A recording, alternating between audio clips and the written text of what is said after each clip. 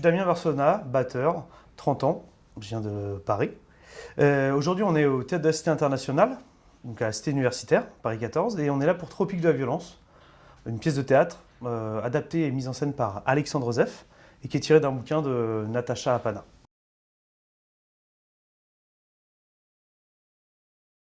Je viens d'une famille de musiciens, mon grand-père musicien, tonton musicien, papa musicien. Du coup, j'ai commencé à frapper très tôt sur des choses, je sais pas, à l'âge de 3-4 ans, quelque chose comme ça. Et on vient d'une famille espagnole, donc on a joué beaucoup de standards espagnols, je sais pas comment dire ça autrement, très jeune, avec mon petit frère aussi, Maxime, qui est un super guitariste. Et du coup, au fur et à mesure, on est allé au conservatoire à l'âge de 5-6 ans, ouais, 6 ans, je pense que j'ai attaqué le conservatoire.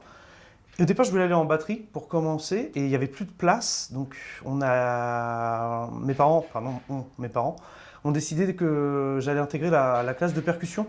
C'était super, la classe de percussion classique. Donc j'ai fait, si je te dis pas de bêtises, 5-6 ans de percussion classique. Donc ça implique de la technique de caisse claire, mais des timbales aussi, du xylophone, du vibra, du marimba. Et au fur et à mesure, à l'âge de, si je te dis pas de bêtises, à l'âge de 13 ans, j'ai intégré la classe de batterie du conservatoire de Clamart, Jean-François Mathieu. Donc voilà, et puis de là, après, j'ai continué jusqu'à mes 20 ans peut-être au conservatoire.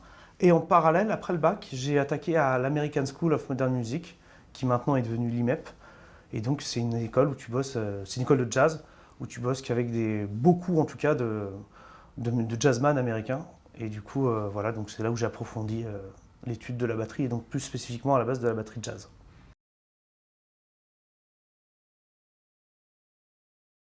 L'American School ou une autre école, mais en tout cas, le jazz, c'est quelque chose que je conseille, pardon. Le fait de devoir assimiler, parce que c'est vraiment ça, c'est assimiler dans l'année 80 standard, pouvoir connaître un standard. En fait, ça te fait devenir batteur, c'est une chose. Tu deviens meilleur batteur en faisant du jazz, mais surtout, tu deviens musicien. Et je pense que c'est le plus important. Au-delà d'être batteur, c'est vraiment d'être musicien.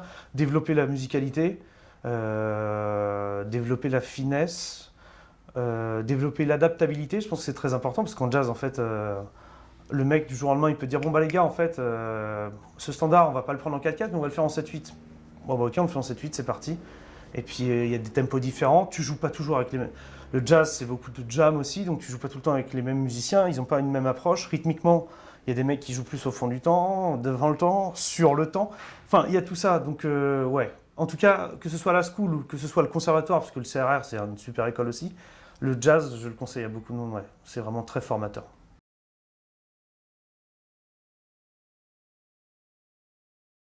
Comment j'ai commencé? Oui, très bonne question. Alors, au départ, j'étais prof de batterie dans une école privée.